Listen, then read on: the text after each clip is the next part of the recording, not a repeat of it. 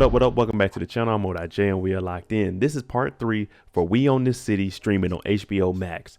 Last week, what did we see? We seen Jamel in the interrogation room. He has been brought in and he's cooperating. He's telling the investigators everything that they need to know. And on top of that, he's telling them things they didn't even know about. He's talking about, oh yeah, I'm gonna get to that. Give me a minute. You're gonna hear everything from me. And also, we got a little bit of a backstory about Wayne Jenkins. Now, before we jump into this, shout out to the notification gang. If you're new to the channel, you'll be a part of it. Hit the subscribe button, turn on your notification bell so you get something every time I upload. Hit that like button. It's the easiest thing you can do.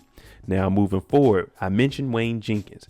We had a backstory of him. We got to see when he first got into the force, the first time he got crooked, him deep diving into being crooked, and then repeating the cycle with his new trainee and showing him everything you learned in the academy, throw it out. We do things a little bit different out here in the streets. So let's jump into it. This is part 3 of We Own This City. This week, we're starting off with Sergeant Allers. Now, we've seen each episode. It started off with one of the police officers in jail. He was the supervisor. He's the sergeant in charge of Momodu, G Money Gondo, and also of Jamel. Now, we've seen both of them locked up. And his lawyer is telling him, you're the supervisor. You put this GTTF together. They're going to make an example out of you unless you cooperate. And of course, he doesn't want to cooperate because when you get to talking, that's actually worse. But it saves you in the time that you'll potentially be serving. January 2016, 16 months earlier. We see Herschel sitting outside. Now, when he goes into the office, the first thing he's thinking is, I'm in trouble. Is this because of that rap song that rapper made? Now, the supervisor is saying, no, it's none of that. But what we are going to do is pull you off the east side because you've been getting a lot of complaints. Now, that's because he's been harassing everybody out here. And what does the supervisor say?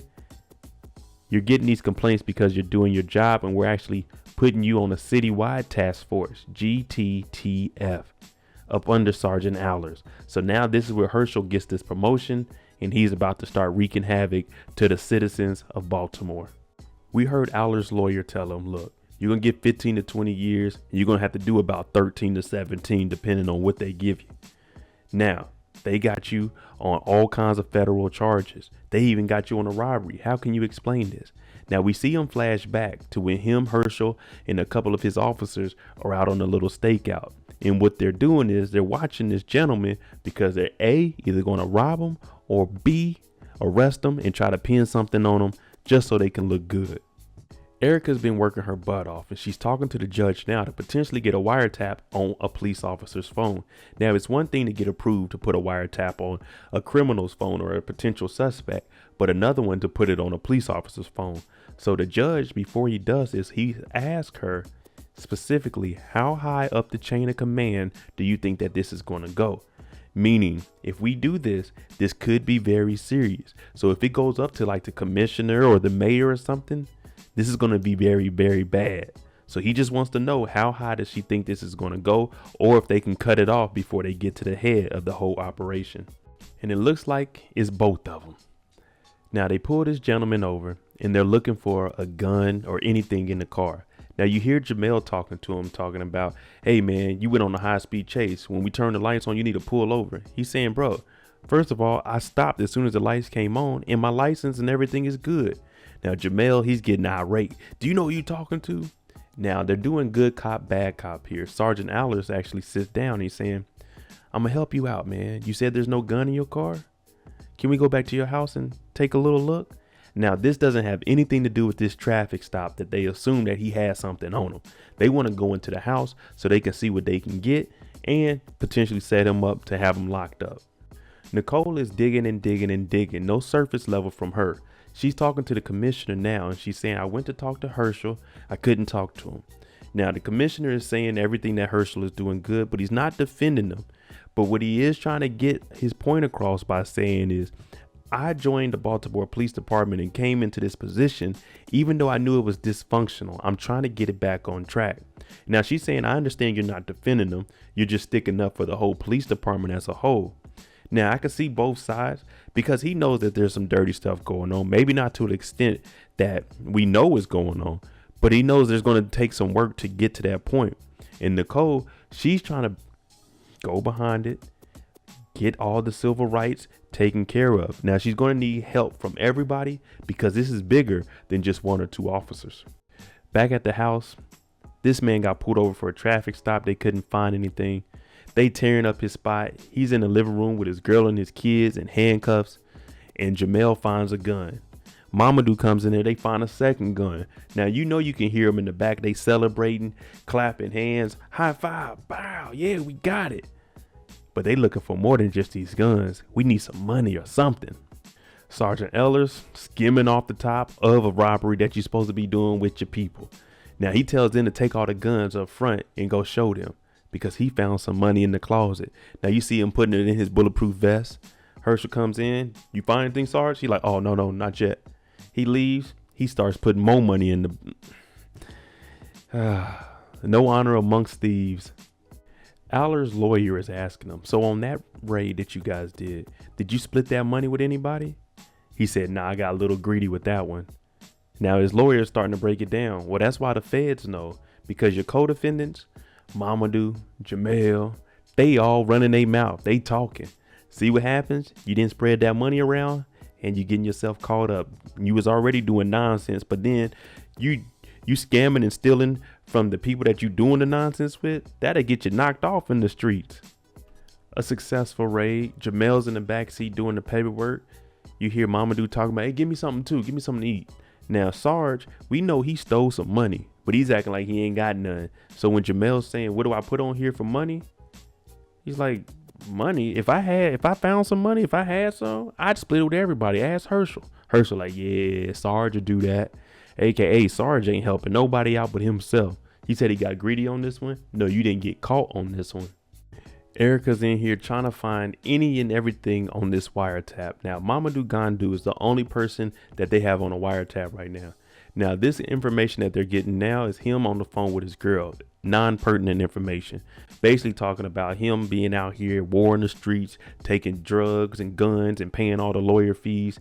Basically, leave me alone. I'm out here working. Now, Erica, she's going to keep working because eventually he's going to slip up and make the wrong call, and she's going to hear it. Baltimore Police Department run sheet, log of activities, Wayne Jenkins. Admin, obtain warrant, admin, S&S staging, execution of X&S warrant.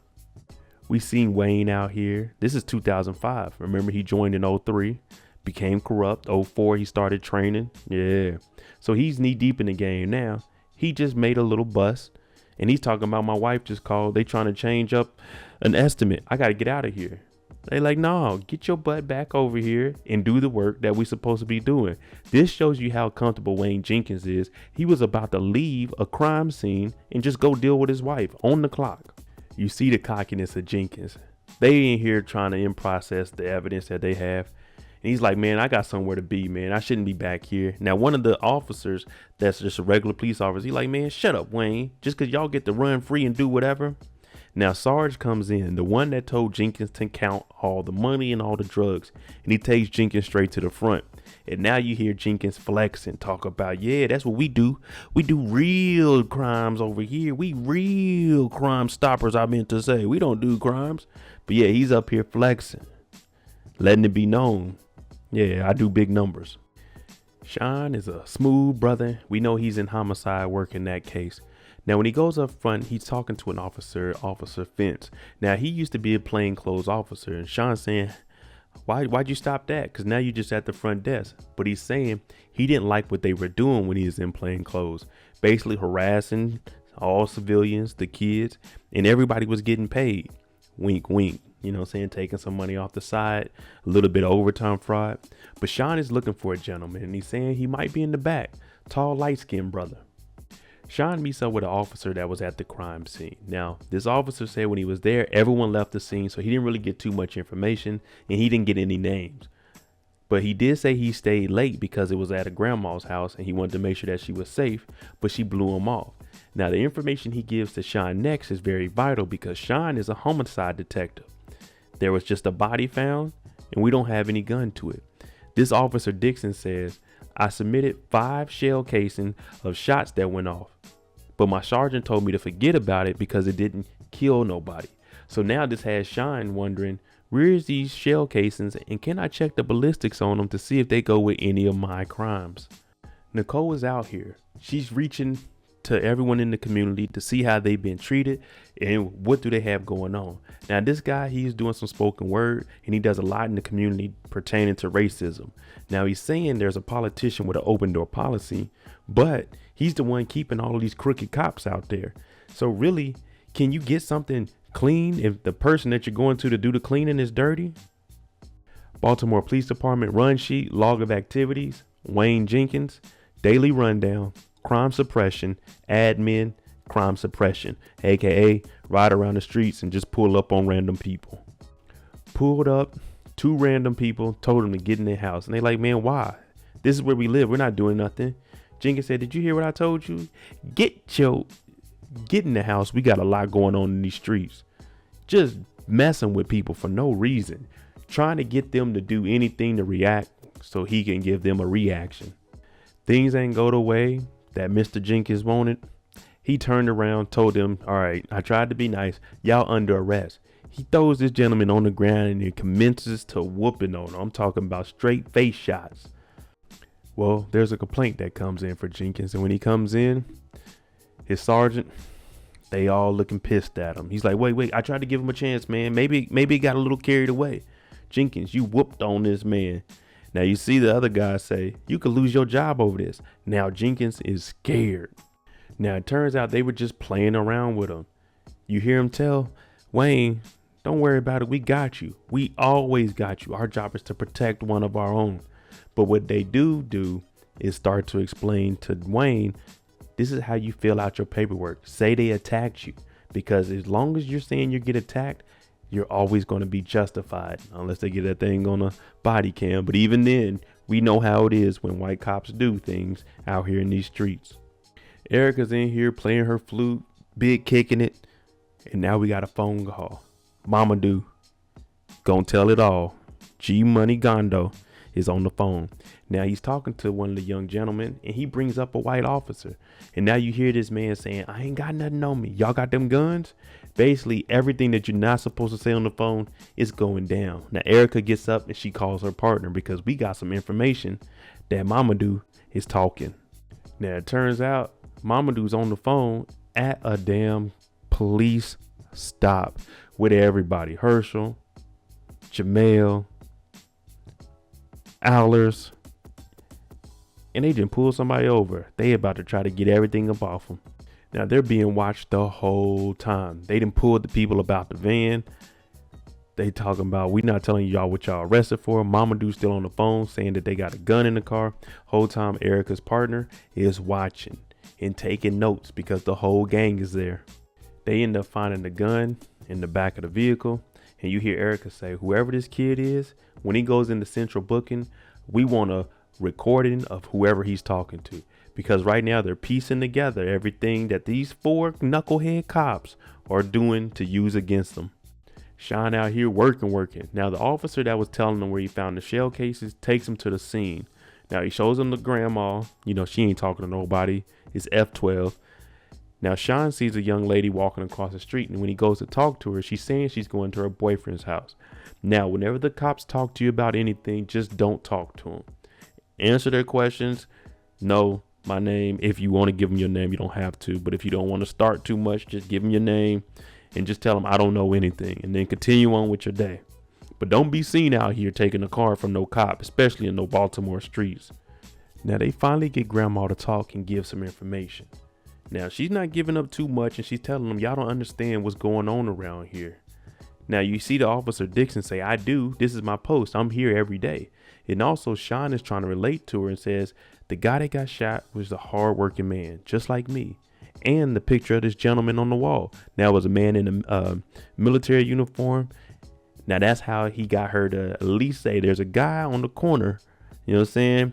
She has a son and he is the devil. But that's all the information she's going to give. We haven't seen one episode that Nicole isn't working. Right now, she's over talking to the police union, Mr. Brady. And right now, she's just asking a little bit of questions, you know, a little icebreaker. But what she wants to know ultimately is the police slow down and work and arrest? Is that because of Freddie Gray? Basically trying to see, are y'all holding back because you don't want to get any kind of complaints against you because of what's going on out here, or what's really going on? Now you got to remember, he's with the union. So his job is to protect the officers. So everything he's going to say is going to look good for the police. Now she's talking to Brady as a person, not as a rep for the union, but just as a person. And he says the truth is, cops, they are afraid to go out there and make these arrests because if you potentially hurt somebody on accident or you arrest them and people are watching and it seems like they didn't see the whole situation and now you're getting hit with filing false police arrests, you don't want to do that. You don't want to do that. Erica got that phone recording of the suspect that was arrested. We're going to call him a victim. And while he was in central booking, he mentioned how they stole money out of his pocket, how they were doing all kinds of funny business. Now Erica has this wiretap, and our four horsemen, it looks like they are starting to go down the hill. Baltimore Police Department run sheet, log of activities, Wayne Jenkins, roll call, crime suppression, gun investigation, shift change. This is 2007, 4 years after Jenkins has been on the job. Now, when he shows up, we see Herschel out here smoking a cigar. They got the grill going, and the black guy's basically harassing him, talking about, if you ain't got no money, you can't eat. Now, Jenkins is talking about, I'll get you on overtime, but he has a stash of money in his pocket. I mean, in his socks. You know what I'm saying? You got to hide it in the socks.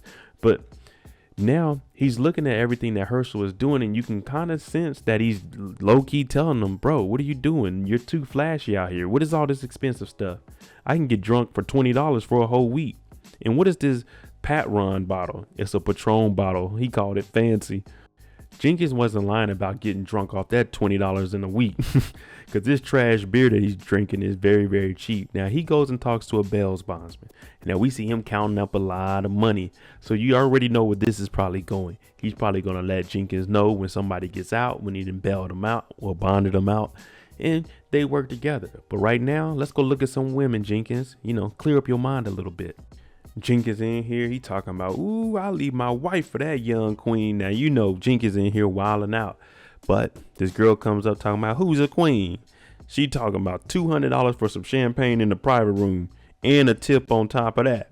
Jenkins talking about, that's too rich for my blood. But the bail bondsman is like, I got you, bro. Don't worry about it. Yeah, $250 for that. It ain't worth it. Then she asked him, wait, are you police? Jenkins like, man, fuck the police. Come on, Jenkins. I told you, Sean out here doing what needs to be done.